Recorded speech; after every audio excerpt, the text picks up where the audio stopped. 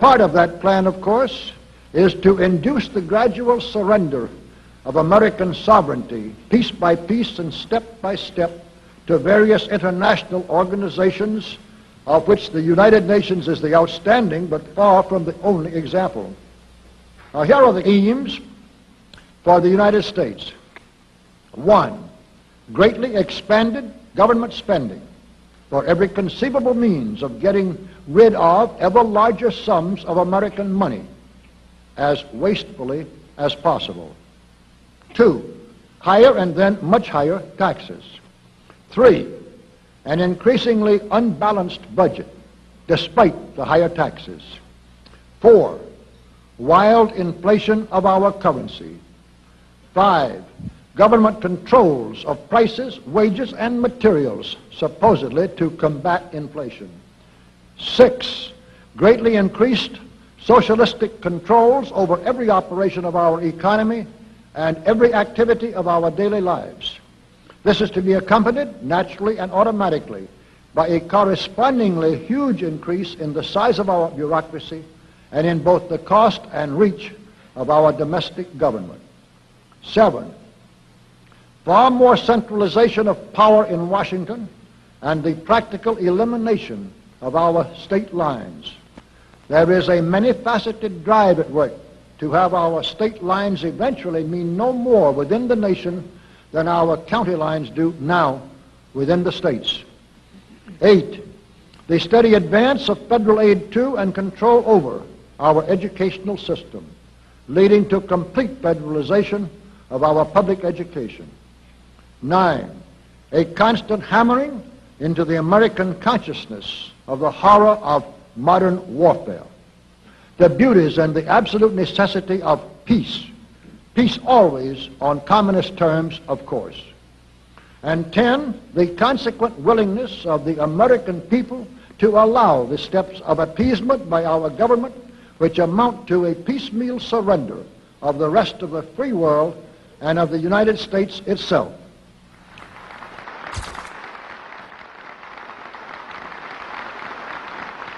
So brush the insider's dust out of your eyes, my friends, and the communist soap suds out of your brain, and ask yourselves in all honesty, what on earth is wrong with the United States simply minding its own business?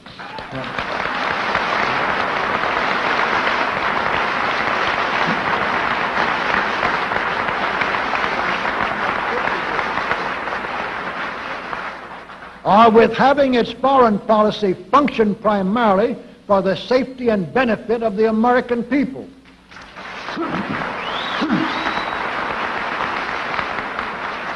Which is exactly what we had done for the first 140 years of our existence as a nation, to the incredible advantage of ourselves and everybody else.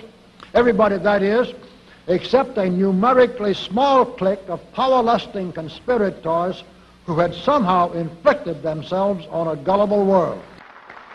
While we turn to a very brief summarization of what we hope the John Birch Society will help and even sometimes lead the American people to accomplish during the next 15 years.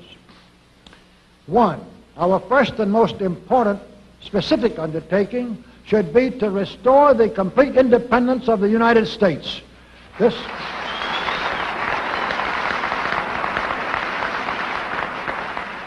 This includes our resolution to get us out of the United Nations and get the United Nations out of the United States.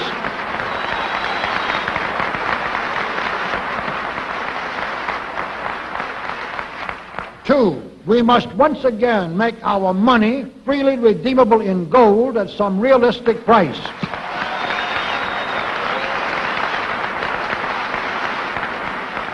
And we must take all practicable legislative steps to prevent a recurrence of the enormous thievery and other subversive crimes that have been perpetrated on the American people through a contrived inflation by every president from Franklin Roosevelt through Richard Nixon.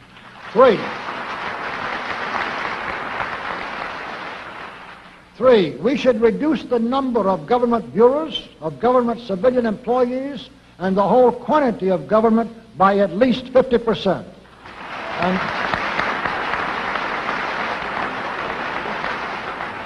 And we should achieve at least this much reduction in proper fashion through gradually convincing a majority of the American people of the wisdom of such a course.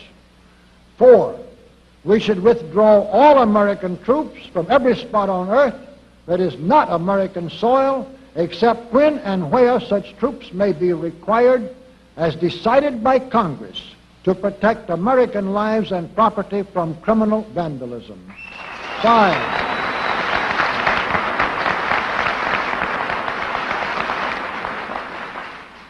5, we should get government out of the areas and functions and activities where government does not belong. Again, all steps to this end should be taken gradually, but nevertheless just as rapidly as enough of the American people can be persuaded to support such progress. Any such achievement will require a truly massive educational force, but that's exactly what we hope to build during the next 15 years. We could go ahead for at least 100 numbered items, but the John Birch Society will undoubtedly be working on more than that many specific projects, which will be laid out in its bulletins before another 180 months will have rolled around. And all of these projects will fit into the general pattern indicated by the 5 major objectives listed above. So let's really wind up this marathon monologue with one final thought. None of us can guarantee anything about what the future will bring. Your speaker knows what a job we have before us to rid our country of the scourge of communism within the next few years, and then to go ahead on our constructive program so well that 15 years from now we shall already be entering an era of far less government, of a much sounder sense of responsibility, and, with God's help, of a better world. But I sincerely believe that it can be done, and this much I know. If every man and woman in this audience should leave here tonight feeling in his or her own mind and heart that it can and must be done, then it surely will be. And so, all of you patriots of good character, good conscience, and noble ideals, whom we can reach with the filmed version of this speech in 1,000 other audiences, it is with a great deal of confidence and energizing will to win that we invite you to join us in our epic undertaking. While to all of you great, wonderful friends in this present audience, I certainly extend my very deep thanks indeed for so much patience and attention. Thank you and good night.